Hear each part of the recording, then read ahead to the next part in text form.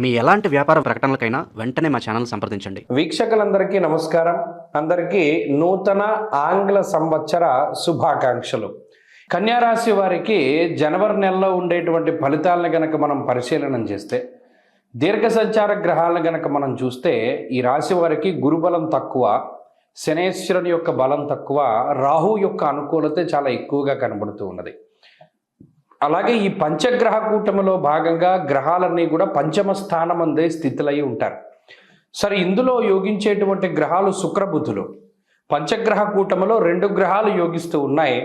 అయితే ఇక్కడ పంచగ్రహ కూటమి కన్నా అర్ధాష్టమ స్థానము నుండి బయటికి పోయేటువంటి రవికుజుల తాలూకు శుభ ఫలితాల గురించి ఎక్కువ మాట్లాడుకోవాలి. గ్రహాలు అనుకూలించడం వేరు, ప్రతికూలించేటువంటి గ్రహాల యొక్క సంఖ్య తగ్గడం వేరు. ఇవి రెండూ కూడా ఈ పంచగ్రహ కూటమి వల్ల జరుగుతూ ఉన్నాయి. కాబట్టి కన్యారాశి వారికి ఇది అద్భుతమైనటువంటి కాలంగానే చెప్పచ్చు. కారణం 15వ తారీఖు దాటాక అర్ధాష్టమ రవి దోషం పోతుంది, అర్ధాష్టమ కుజ దోషం కూడా పోతుంది.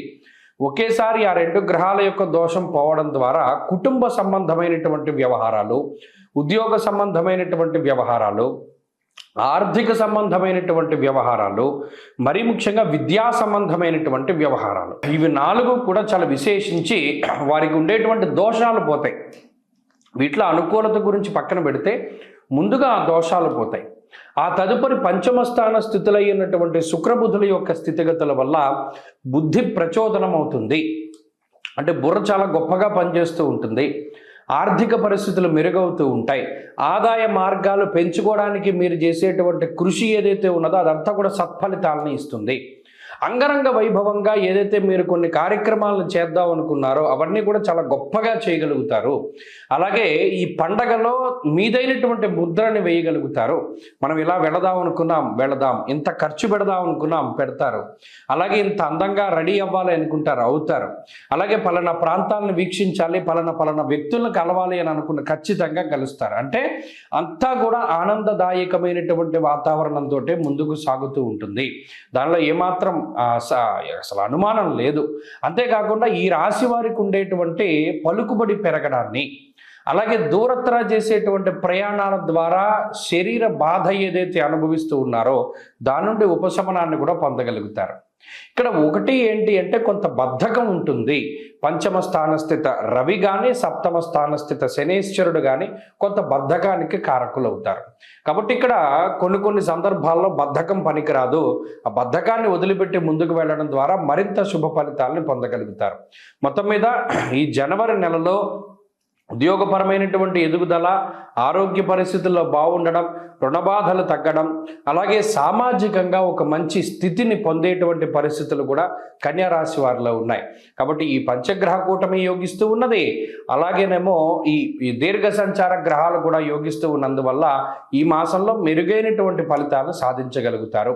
మరిన్ని శుభ ఫలితాలను సాధించడానికై ఈ కన్యారాశి వారు ఎక్కువగా వీరికి ఉండేటువంటి దోషం ఏదైతే ఉన్నదో, అర్ధాష్టమ కుజుడు మరి 15వ తారీఖు వరకు ఉంటారు కాబట్టి సుబ్రహ్మణ్య ఆరాధన ఎక్కువగా చేస్తూ ఉండడం, మంగళవారాలు నియమంగా ఉండడం, 4 మంగళవారాలు కూడా చక్కగా ఏదైనా సుబ్రహ్మణ్య క్షేత్రానికి వెళ్ళి సర్పసూక్తంతో అభిషేకం జరిపించుకోవడం ద్వారా కూడా మంచి ఫలితాలను పొందగలుగుతారు. ఈ కొత్త సంవత్సరంలో అందరికీ ఆయురారోగ్య ఐశ్వర్యాదులు కలగాలని, పరమేశ్వరుడి యొక్క అనుగ్రహం ఉండాలి అని, అలాగే ఈ సంవత్సరంలో ఏర్పడేటువంటి దేశారిష్ట యోగాలు, దుర్భిక్ష ఉల్కాపాతాలు లేదా మరేతరత్ర దోషాదుల వల్ల ప్రజలు ఏ రకంగానూ ఇబ్బంది పడకూడదు అని చెప్పి మనస్ఫూర్తిగా భగవంతుడిని మరొకసారి ప్రార్థిస్తూ, నూతన సంవత్సరంలో ఈ ఆంగ్ల సంవత్సరంలో మొట్టమొదటి నెల జనవరి నెలలో ఉండేటువంటి గ్రహస్థితిని మనం పరిశీలిద్దాం. ముఖ్యంగా ఈ నెలలోనే పంచగ్రహ కూటమి అనేటువంటిది సంభవించబోతూ ఉన్నది.